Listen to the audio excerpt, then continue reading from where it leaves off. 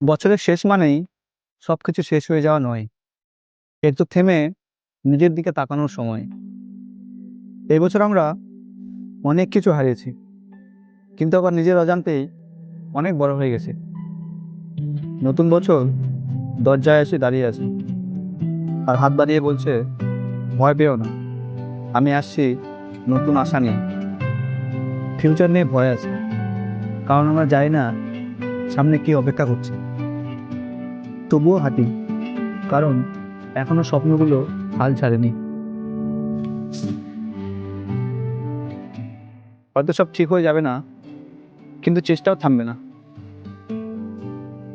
এই বিশ্বাসটাই আমাদের ফিউচার।